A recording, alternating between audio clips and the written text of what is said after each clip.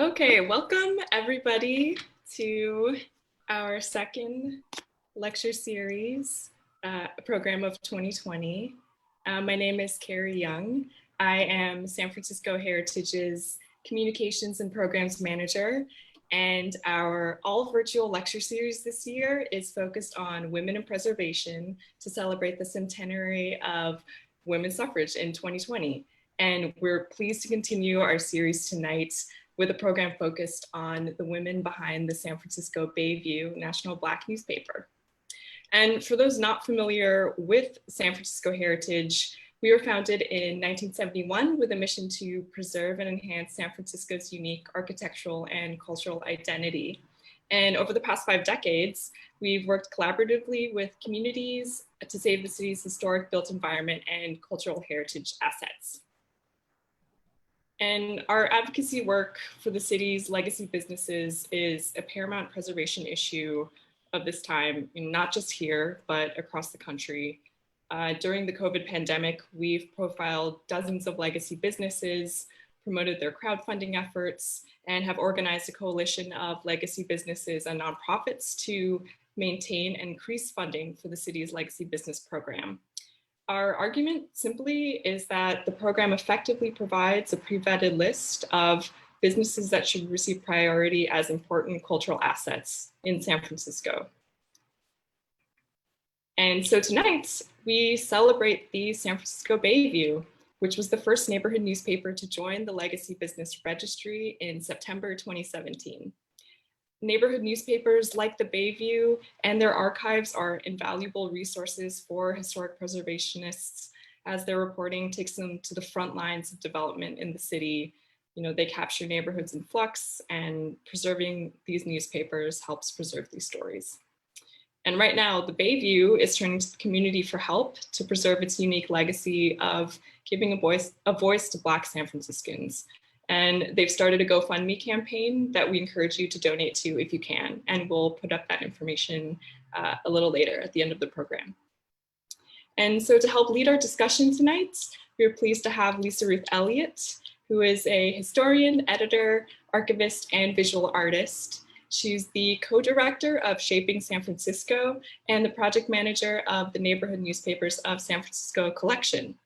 She and her team of volunteers with the San Francisco Department of Memory have digitized over 2,300 neighborhood newspapers since 2013, and Heritage's own Alice Ross Carey Preservation Grant Fund has supported the archival newspaper project over the last year. So LisaRuth will give a short introduction to the Neighborhood Newspapers collection and then introduce our special guests, Mary Ratcliff and Griffin Jones from the SF Bayview, who will talk about their work while we show archival photographs from throughout the history of the paper. And so before I hand it off to LisaRuth, please note that you can use the Q&A button on your Zoom menu bar to submit questions throughout the program. And those joining us on Facebook Live can submit questions there that we'll be monitoring, and we'll select a few at the end of the program to answer. And so without further ado, I'm going to hand it off to LisaRuth. Thank you, Carrie. Good evening, everyone. Thanks to all of you for joining us from your homes. Thanks to Carrie and to Woody LaBounty in the background there from SF Heritage for organizing tonight's program. And hi, Mom and Dad. I'm honored to be asked tonight to speak with Mary Ratcliff and Griffin Jones and focus on the San Francisco Bayview newspaper.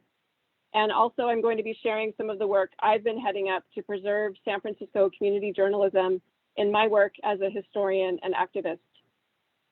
Tonight we have the opportunity to talk about legacy businesses, as Carrie mentioned, about women's contributions, and the role and importance of a neighborhood paper which has for decades examined issues and people in the Black community that aren't covered elsewhere. I'm gonna get started with my slideshow here.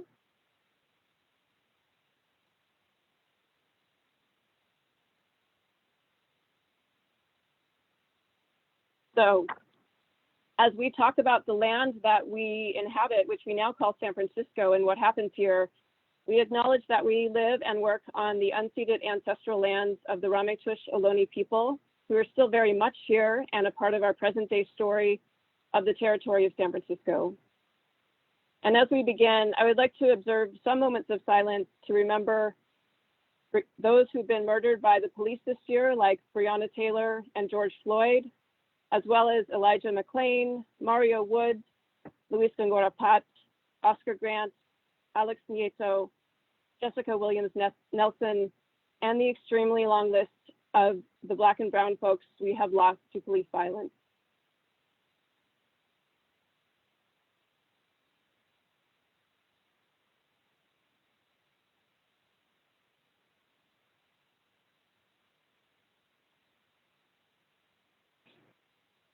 Thank you for joining me for that. Now, fast forwarding ahead 10,000 years and through 3 colonial regimes, I want to introduce you to the Neighborhood Newspapers of San Francisco, a project archiving stories of the community as told through neighborhood journalism since the 1950s. In 2013, a group of neighborhood history groups and individual researchers and historians came together following an event called the San Francisco History Days at the Old US Mint, because we wanted to build on the possibilities this once yearly gathering could provide. The Community History Collaborative, which we now call the San Francisco Department of Memory, represents a way to describe the citywide network of historical resources that exist either physically out in the world or embodied in local historians. We came together because we were looking to find ways to promote more collaboration, to influence the discourse of local history, to amplify the work done by local historians because it's often isolated work, and to share resources around local history gathering and dissemination. We entered into a relationship with the Internet Archive, who not only hosts the collection, but also pre-pandemic offered us space and use of their equipment. We have had around 35 volunteers help with various aspects of the project. As an example of collaborating and sharing resources, we identified several underutilized large collections of neighborhood newspapers, some of which are now out of print. Neighborhoods now counted in this online repository are the ones you see on your screen, representing more than 20 neighborhoods.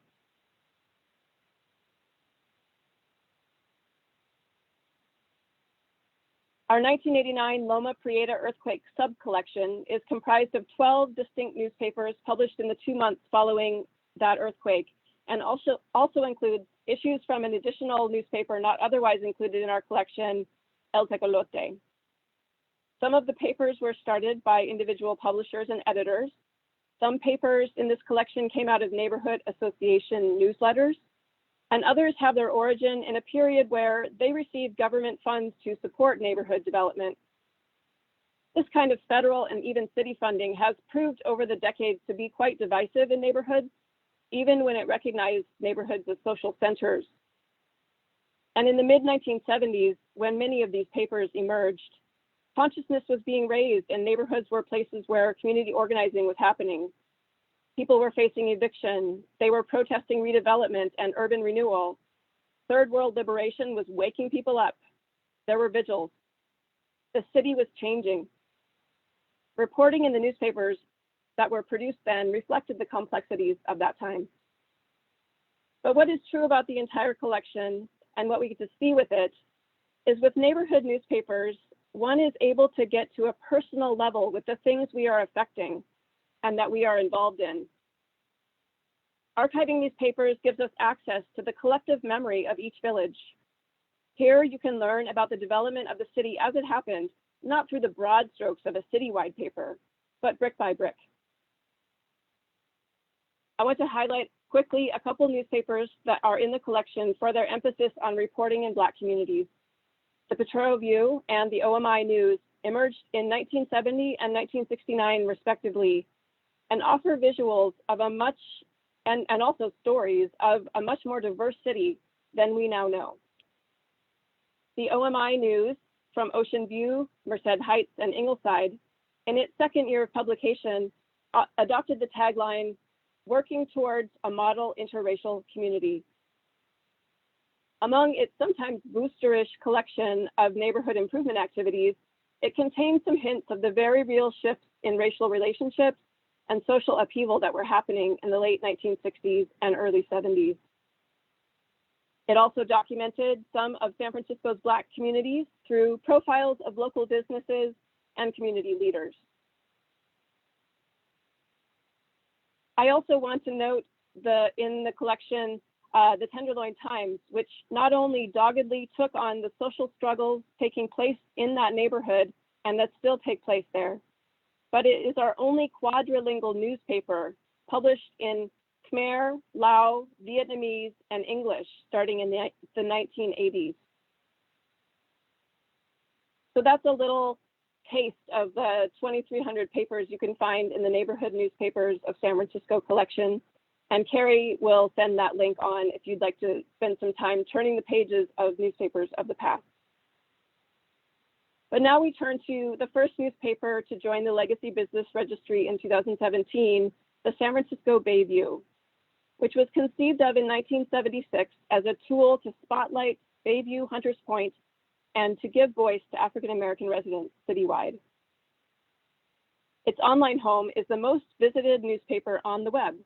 Second, most visited Black newspaper on the web, let me clarify. Second only to The Final Call, and its free print edition is distributed throughout the Bay Area and mailed to subscribers, including thousands of prisoners all over the country. It continues strongly to tell the stories of the disproportionate impacts of the pandemic and related changes on the neighborhood of the Bayview and Hunters Point. Over the past 3 decades, the paper has expanded its coverage to follow the same issues that plague our neighbors in other oppressed communities in the Bay Area, in the nation, and beyond. As we'll see tonight, these issues include environmental justice, police terrorism, and mass incarceration.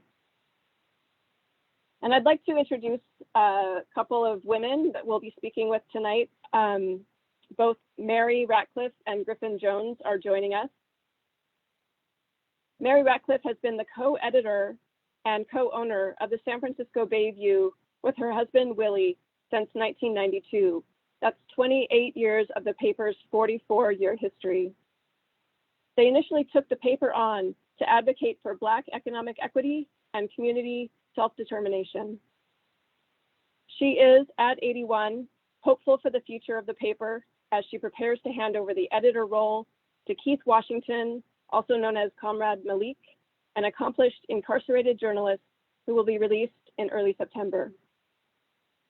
And a little later, we'll speak with Griffin Jones, the copy editor and archivist for the San Francisco Bayview, who is a born and raised San Franciscan dedicated to supporting independent media that helps make writing and journalism accessible to all voices. So Mary, you can unmute yourself over there. If you're not, then we can see you. There we go. So we're gonna go back before you took over the paper, back to the founding of the paper, which was known as a different, under a different name. The paper's founder, Muhammad Al-Karim, founded the New Bayview in September 1976.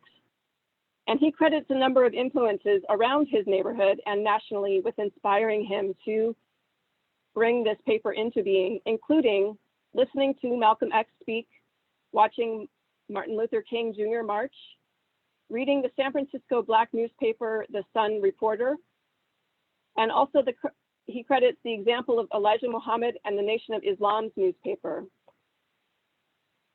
He was also very influenced by the 1966 Hunters Point uprising.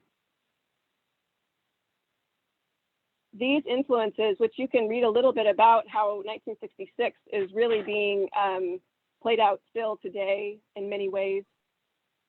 And this is a showcase of the conditions of the Southeast San Francisco neighborhoods, not only in the early 1970s, but still today, within which Muhammad Al-Karim wanted to create this resource, that, the New Bayview, in 1976.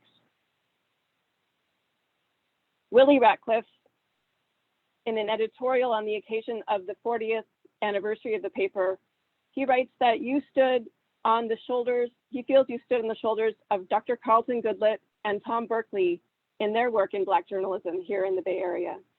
He also mentions that at the outset, you pledged to continue the tradition of courageous journalism that Al-Karim had started.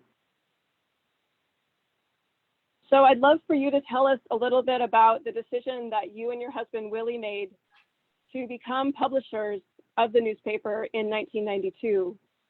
So some of the things that I'm curious about are what was happening in the Bayview at that time? What did you hope to contribute to the cultural fabric of our neighborhoods? And where did you see yourselves fitting in with other examples of local community journalism, particularly those covering Black San Francisco? Well, the problem in Bayview-Hunter's Point that made us search for a solution was that City Hall appeared to be getting ready to do to Bayview-Hunter's Point what it had done to the Fillmore. And I don't know whether everyone watching even knows what happened in the Fillmore, but it was amazing. And it's something that should be taught in history books because there's no other city that this happened to. The Black community had a thriving neighborhood. The main street was Fillmore Street, and that street was lined with clubs. And the greatest jazz artists in the world were there all the time. And so the kids grew up playing music, hearing music, recognizing the strength and the creativity and the talent that was in their community, proud.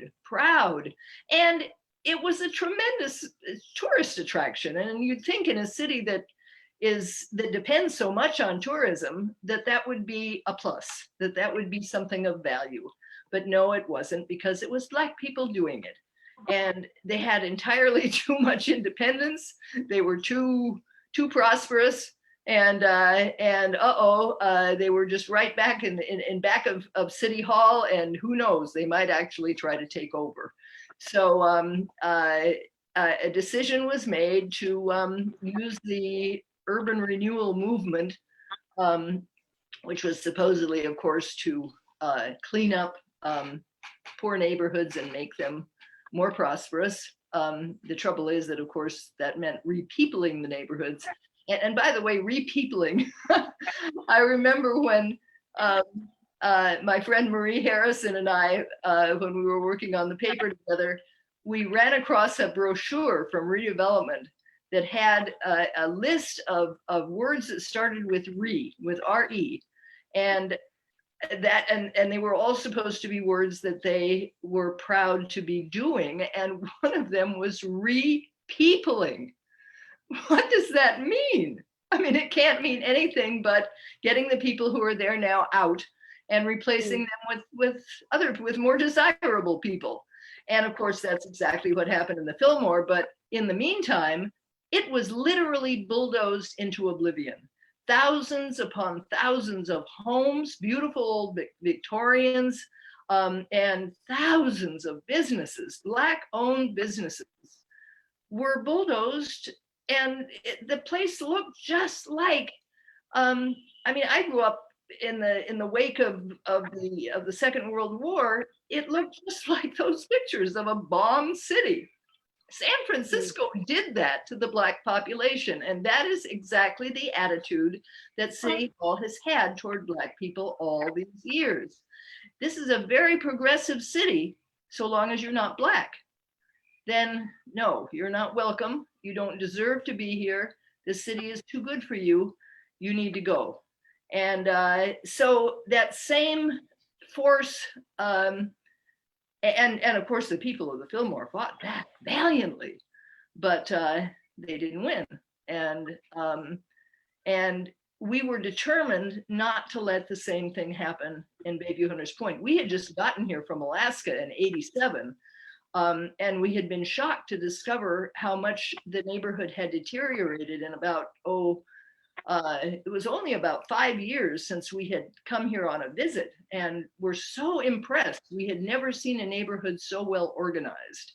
And that was a main asset of the Bayview. Bayview-Hunter's Point was very well organized, and it was known among other hoods as the fiercest hood in the Bay. And because people were supposedly so fierce, that's our former supervisor's mother, Sophie Maxwell's mom. She was fierce, and I mean fierce in a not a violent way, but fierce in defense of principles that we all should believe in, and we all say we do. But so with this impending attack, an effort to make Bayview-Hunters Point a project area, which is the step toward letting redevelopment in to do anything the hell they want to, we needed to stop it. And the best defense we had in the neighborhood were a couple of very strong organizations. The biggest one was the the New Bayview Committee. Muhammad was always a little resentful that they had stolen his name, New Bayview. But anyway, it was a very strong organization. Lots of people came to every monthly meeting. There were rarely less than maybe 100 people. A couple hundred people was not unusual. We could get 1,000 people on just a few days' notice if there was something very critical coming up, and everybody would come together and we'd come to a consensus. And you know, people had grown up together, they knew each other, it didn't take any time hardly at all to reach consensus, and we would decide what we were going to do. Well, City Hall saw the strength of those organizations and decided to destroy them, and they did. And it didn't take long. It was less than a year.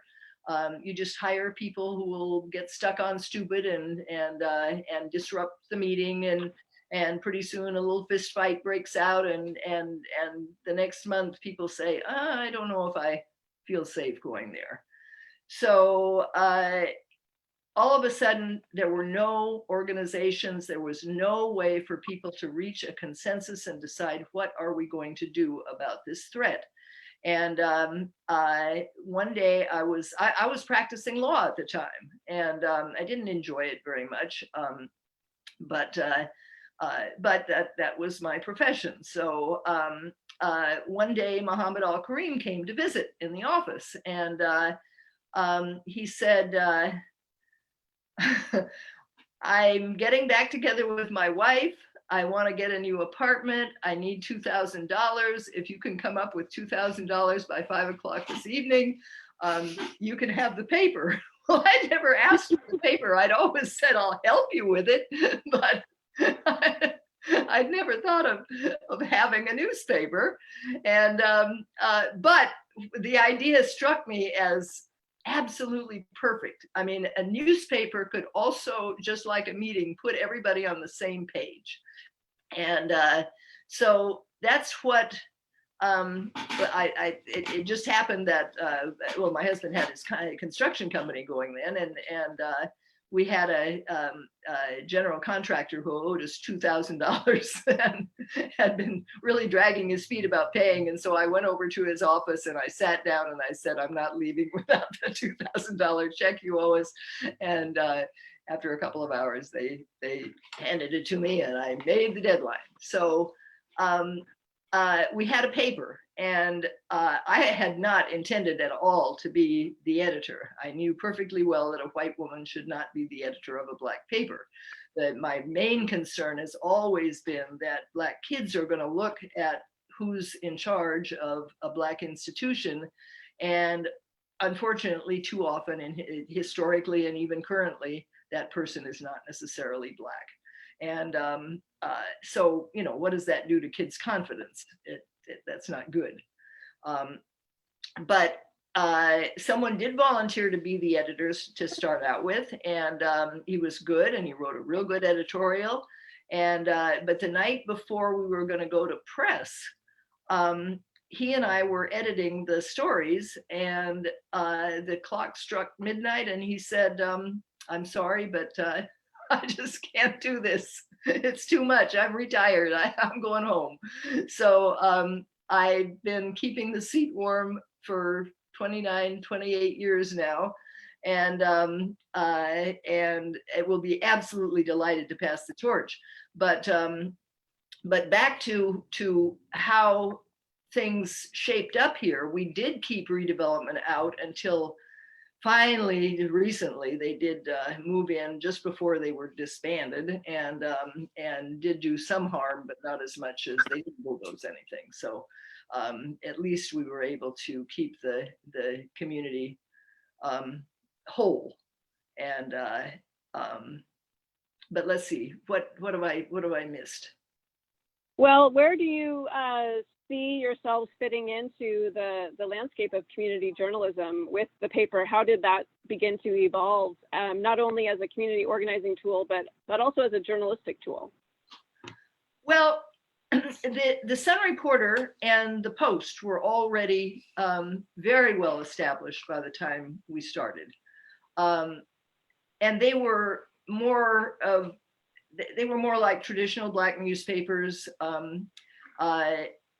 covering mainly community news, and with lots of happy stories about people getting awarded something, or winning a prize, or getting some financial help from somewhere. And that's very, very important. People love having their picture in the paper, and it's good for a community's self-confidence. We had a much more activist approach. We wanted to change the world. We wanted to make, well, the inequities that we're finally now beginning to look at were very, very evident then. When I joined forces with my husband, he was a community leader and a business leader, and every positive thing that he tried to do, he was slapped down. And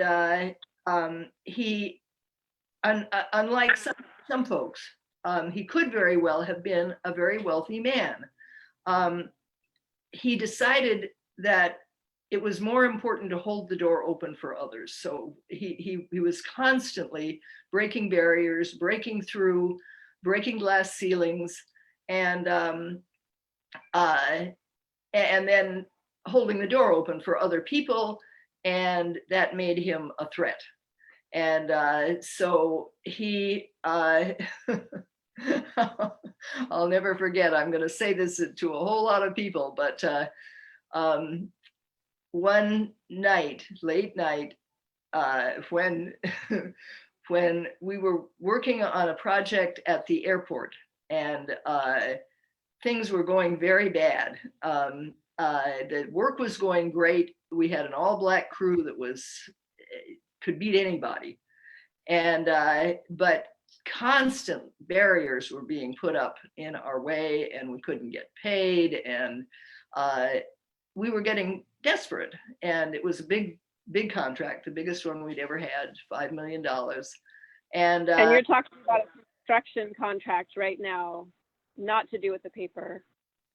Well, what this has to do with the paper is that I remembered that Willie Brown had given me his phone number, a secret phone number that he said he would always answer. And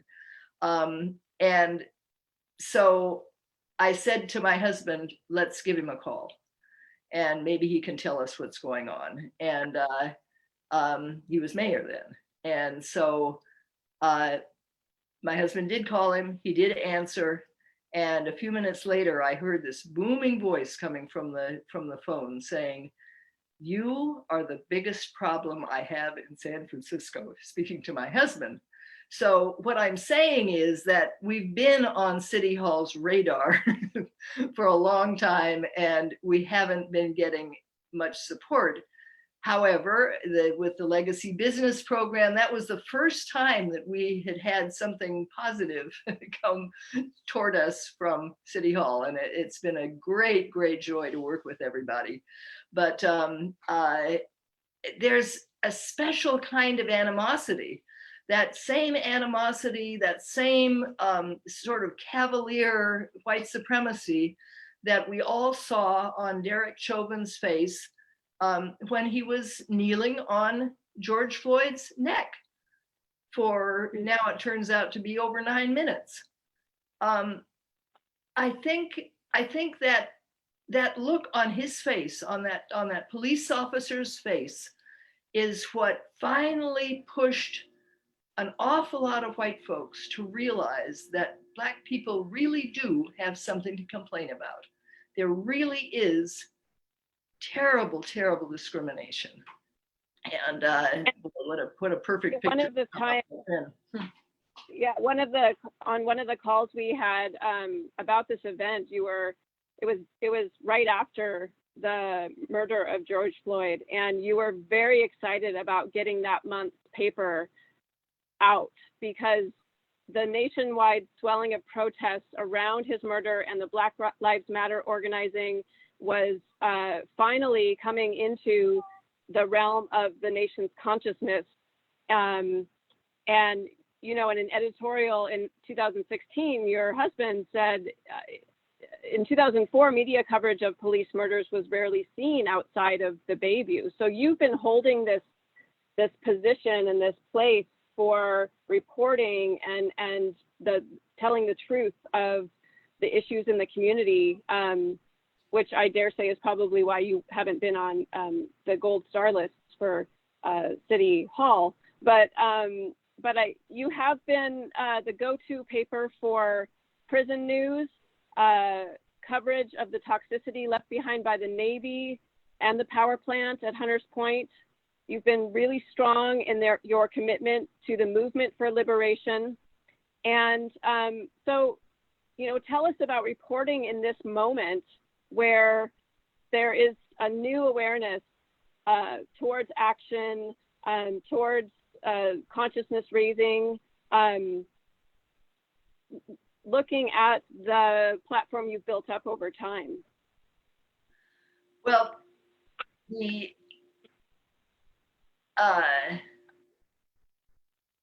oh gosh, where do I start? Anywhere. That transformation that seems to have come from the George Floyd experience. And I put on the front page of that paper that you're talking about a wonderful little meme with George Floyd's little 6-year-old daughter sitting on someone's shoulders, and she's flinging her arms out and saying, "Daddy changed the world." One thing I love about that is the sophistication that it shows. You know, to be able to realize that a murder could change the world. And it has. And it not only changed people's attitudes toward police brutality, which indeed we had been covering since just a bit the very end, just before the millennium, and was when we really dug in and started.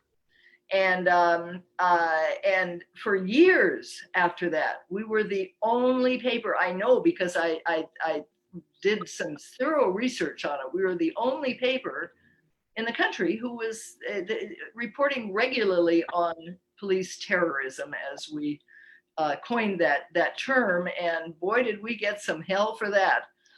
And by the way, the picture that you're seeing right now is Alicia Garza. She was then Alicia Swartz, who was a major force in the fight for justice, environmental justice at the shipyard. And that's where she cut her teeth on the issues that have become Black Lives Matter. And she was, of course, the person who not only co-founded the movement, but also coined the phrase. And she was right here. She used to rent a storefront in what used to be our building before it was foreclosed on. But the challenge of trying to make huge strides. I mean, as I've gotten older, I've felt everything being more urgent. If I'm going to see some change, we got to hurry this up. And what I saw in that transformation from the terrible murder of George Floyd was suddenly people having the courage to ask for what they want. That was one of the first things that Willie taught me when we hooked up together, was ask for what you want. And people were suddenly saying, house the homeless, free the prisoners. I thought, wow, this is amazing. Well, unfortunately, housing the homeless and freeing the prisoners hasn't happened during this pandemic as we had hoped it would. But it's certainly an issue now in everybody's minds. I think people understand mass incarceration way better, and how totally unnecessary it is and how wrong it is. And they understand the plight of homeless people, and I think are more empathetic now.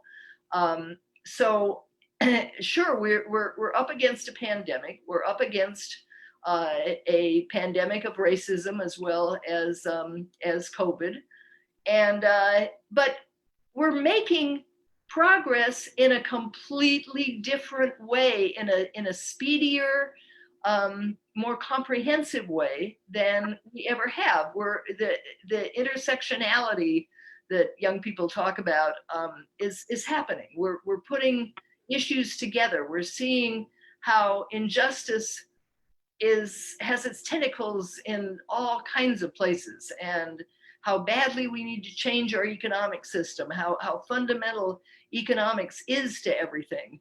When Black people were the only ones locked out of the economy, it was very hard for other people to recognize why they weren't prospering.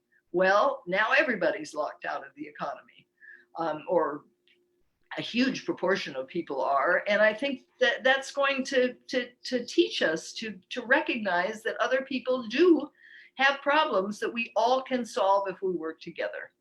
And that's the message that we've tried to provide. The prisoners have been an amazing resource. We started getting stories from them when we first put out the paper. The very first paper we put out, that one that you had up on the screen a while back, was delivered to 850 Bryant, to the San Francisco County Jail. And that was back in the era when mass incarceration was going strong and almost everybody in jail was headed to prison. And so they took the papers with them. And the papers started circulating in San Quentin, because that's where everybody goes first, and then the other prisons as people branched out. And pretty soon we started getting letters from prisoners, and it was political commentary initially, and it was brilliant, and it was very sophisticated, very well thought through.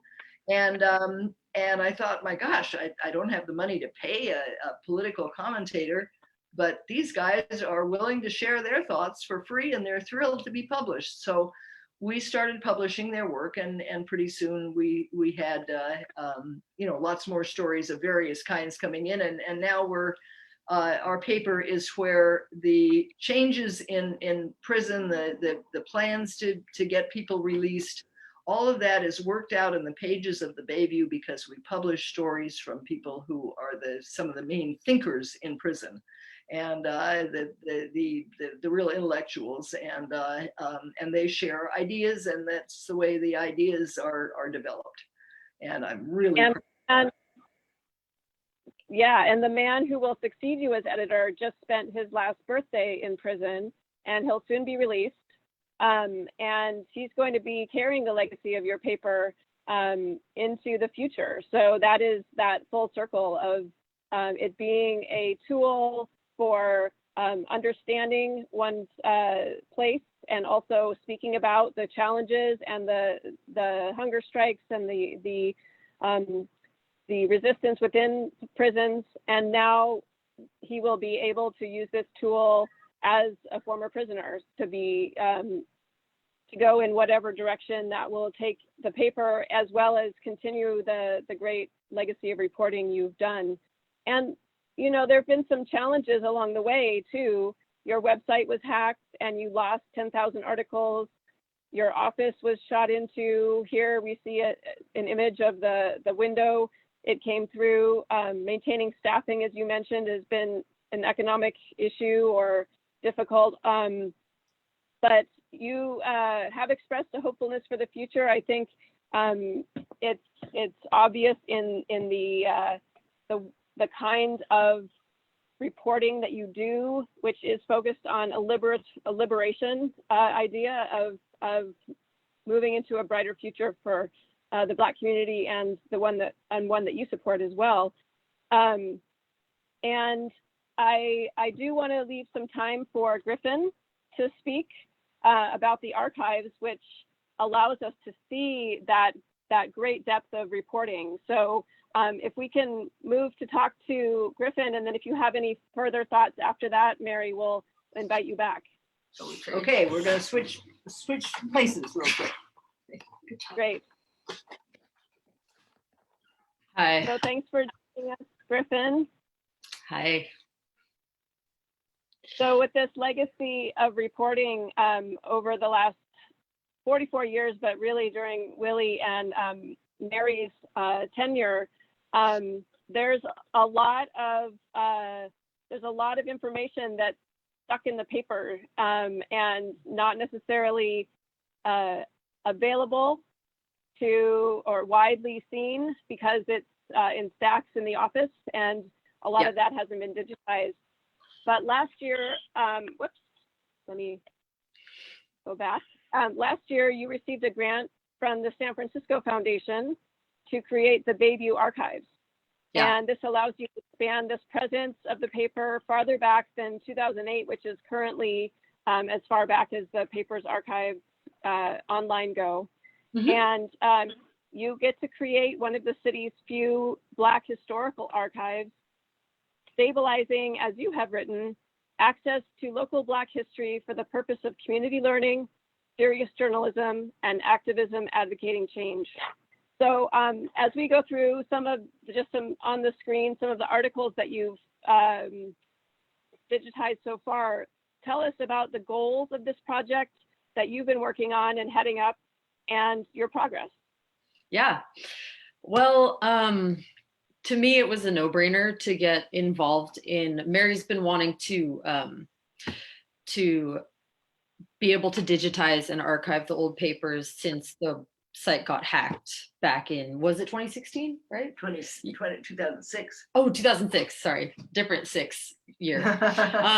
And I mean, it's like just a treasure trove of local and national Black journalism that focuses on issues that, like Mary said, are finally becoming part of the mainstream discourse. And, you know, being able to have access to like such a deep history for me is super important. I mean, I think should be important to everybody.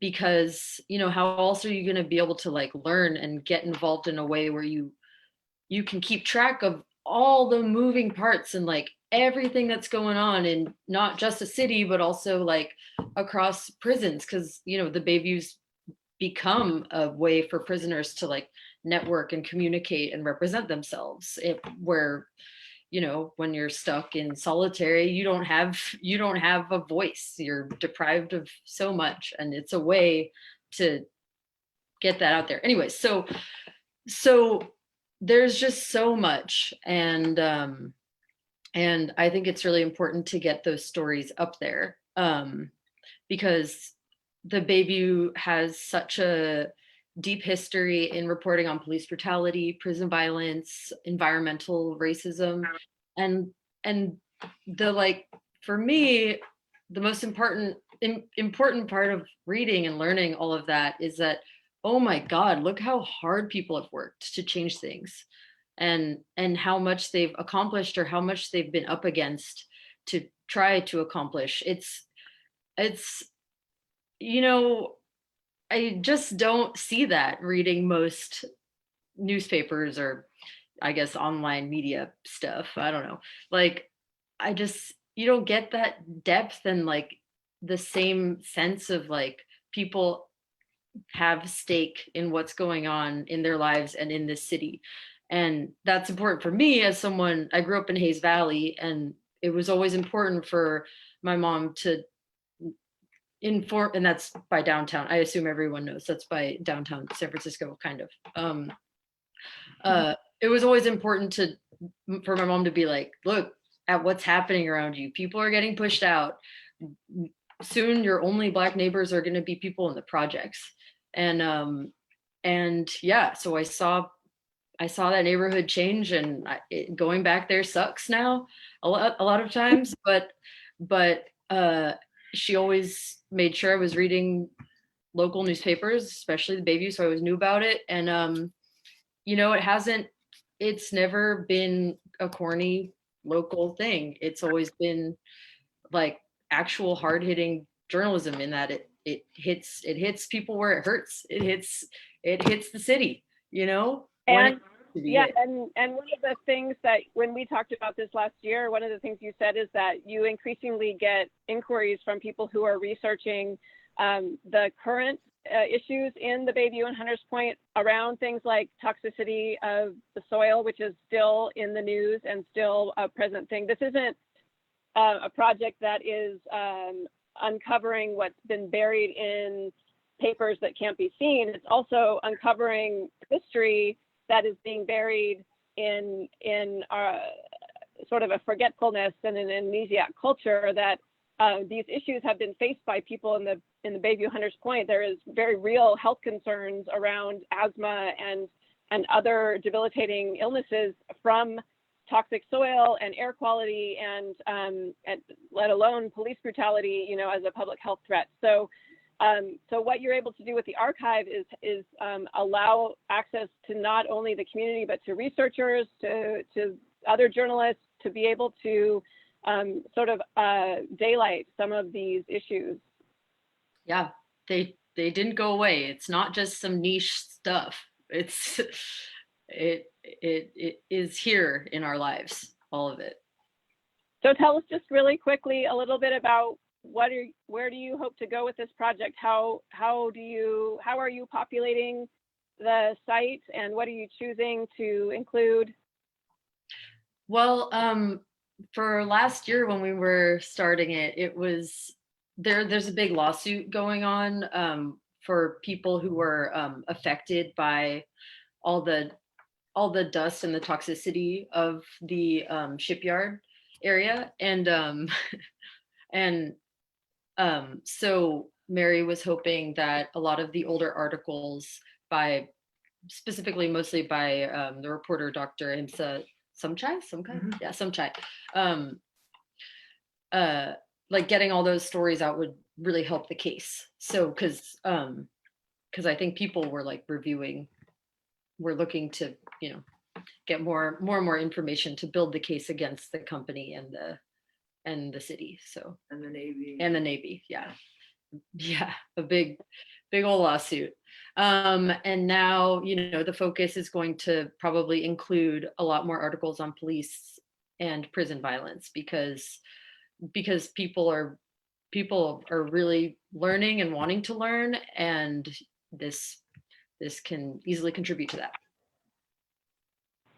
Wonderful. So you will probably need help with that, right? So anybody who's interested in being part of that effort, I would encourage you to be in touch with the San Francisco Bayview and Griffin, because I know from our project, it doesn't just happen itself. Those issues don't jump online and say like, make me digital, So it does take a lot of effort, and it takes a lot of keystrokes, and it's it's entry-level stuff, so anybody can do it in a lot of ways.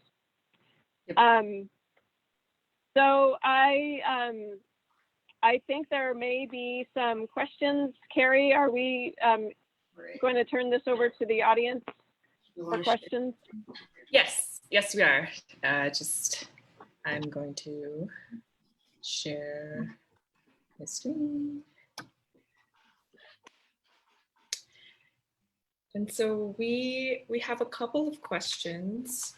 First of all, thank you so much for that amazing discussion. And so the first question is, how did the robust prison outreach of the paper start?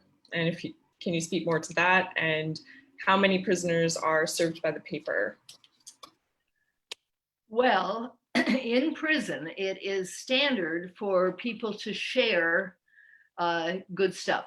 And most prisoners just love the Bayview. I hear all these stories about how in prisons that are built like San Quentin with high tiers and bars so that people can all hear each other, which is not necessarily a good thing. The noise is constant, but anyway, whenever the Bayviews arrive, everybody cheers. The Bayview's here, and the cry goes up and down the tiers, and so it's typical that the paper is shared. Each paper is shared to at least 20 people. That seems to be standard. A lot of people say 30 or even more, but anyway, so we mail to 3,000 prisoners. Well, there are a few people who aren't in prison on the list, but very few. And so if you multiply that by say 10 or 20, that's quite a few people. Who are actually seeing the paper, and they read every word of it. If I make a mistake, they'll find it. And it's a beautiful thing, though. I mean, they're so easy to work with because they're so grateful. They get nothing but hostility in prison, nothing but hostility from the people who have the power over them, and to have something come every month that is clearly your friend, somebody who loves you, who wants the best for you, is just gives people a big charge. So it's very exciting, and it's wonderful. We get as many as 20, 30, 40 letters in the mail in a day, and thumbing through them, it'll be Kentucky, Texas, Tennessee, Pennsylvania, California. I mean, just everywhere. I think that our paper goes to almost every single state, and it goes to most of the prisons. So it's pretty widespread. Once people come to a consensus in our paper, that's the way they'll march. Got it. Thank you. Sorry, I'm having a bit of technical difficulties. Okay, so the next question is, Mary, can you describe how the demographics of the Bayview have changed in recent decades, and how has the newspaper's coverage of the neighborhood changed, if at all, as the population has changed? You can speak to that. That's a very interesting question. We've never had the advantage of a paid staff, so I don't have anybody I can assign a story to, and so the Bayview is when you pick it up every month, it's going to be a compilation of what people wanted to say, not what we told them to write about. So I never know what people are going to want to say. But yes, the neighborhood has changed so drastically. Gentrification seemed to be heaviest in the Mission initially. And so thousands of people moved from the Mission over here to Bayview-Hunter's Point, where the housing prices are, fairly low, and I mean, compared to other parts of San Francisco, and so lots and lots of Latinx people are here, and that seems to be going pretty peacefully. There's we're above a little store, and it's the friendliest store in the neighborhood. The owners are from Yemen, and but they have gone to the trouble of learning Spanish, and so they can speak to everybody who comes in. They get along with everybody, and everybody gets along with everybody else. It's just a really nice place, and everybody, it looks forward to just needing something at the store, because you're going to have a nice experience there. And there's also actually it's about one third, I think now. Initially, gentrification was mostly white. That was not pleasant. Next door just exploded with complaints. Oh, somebody's walking by and they look dangerous, and that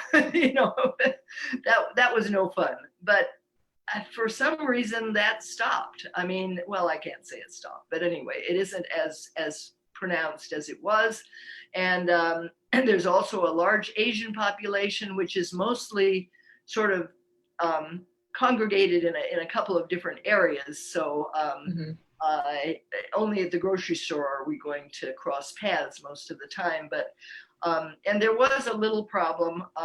Well, it was there were some very bad situations a couple of times between Black youth and Asian elders.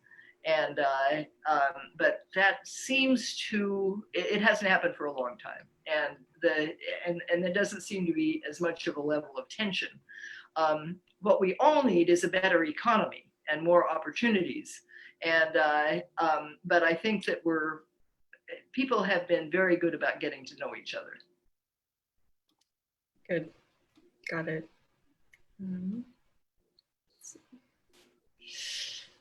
So we have a couple more questions, and I'm sorry, I have to stop sharing my screen. I'm having a bit technical stuff happening. So we're actually getting a couple of questions for Griffin about volunteers, and are you accepting volunteers right now? And can people volunteer if they want? Yeah, of course. Oh yeah. And what's the best way to? Sure. Yeah, calling, emailing. I can send my email out too, if that makes it a little easier. Well, just editor@sfbayview.com. Yeah, we'll do it. Sure. And I can send that information too around in a follow-up email to make sure that people can contact you. But thank you for everyone, the folks that are volunteering and asking about volunteering. I'm sure it'll be huge help. The Bayview runs on volunteers, and are they wonderful? Oh my God! Last night we had a whole bunch of stories to post, and one of the volunteers who does posting stayed up with me, and we were up real late last night getting those stories up, and it was so wonderful to have them up because they're very, very strong stories. Go to sfbayview.com. There's some really good stuff up there right now. Yeah, definitely. And so the next question, we have time maybe for 2 more questions. This is a pretty big question. You've spoken a little bit about this, Mary, but have you faced resistance to your paper being distributed in prisons? This Sandra is her name who asked the question. I've read the paper and written to some of the people in prison who write for it. It's clear that the paper does get in, and have you gotten pushback about that? Well, having a paper, something that you can read that makes you feel like you're human, like you're valuable, like you count, is so precious in prison, especially for the prisoners who have faced opposition for their organizing, because prisoners are incredible organizers. And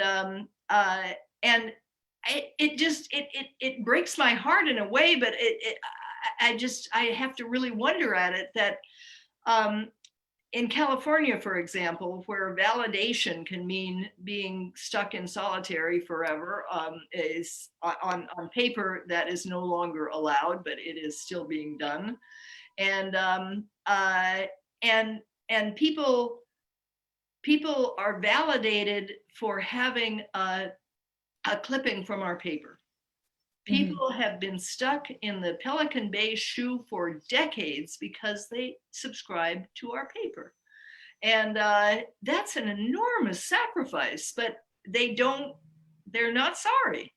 I mean, of course, they're sorry to be there, but I just have to tell you real quickly that the proudest moment of my life was after the hunger strikes, which went on from 2011 to 2013. They were hunger strikes to end the practice of indefinite, perpetual solitary confinement that in some cases went on for over 40 years. Can you imagine being in a little concrete closet with no windows for 40 years? Not being able to see anything, never seeing alive anything, except maybe once in a while a bird when you can go outside and are in a dog run. So the word got around. At first, it was a hard sell to get other prisoners to join the strike because they weren't in solitary, and they didn't want to go there. But what the prisoners, they wrote for our paper, every single paper. We were weekly for a long time and then monthly, and they kept encouraging each other. If we get unity is going to solve the problem. We've got to build solidarity. We've got to show that this is a widespread demand. And so the very first hunger strike in 2011 drew 6,600 people. That's an awful lot of people to starve themselves. So you're not even counted as being on a hunger strike until you've missed 9 consecutive meals. That's 3 days. And try it sometime. That's not easy. And so the second hunger strike later that year drew 12,000 people. The third hunger strike in 2013, when the guys were just, okay, this is it. We're going to go for broke this time. We're going to keep starving ourselves until we die. And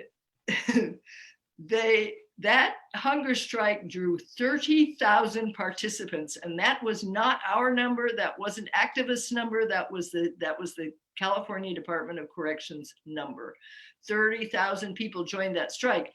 Well, about a year later, a friend was in a meeting with some of the top brass of CDC, of the Department of Corrections in Sacramento, and one of the things that came out of that meeting was that the top brass blamed the Bayview for the hunger strikes. I was so proud.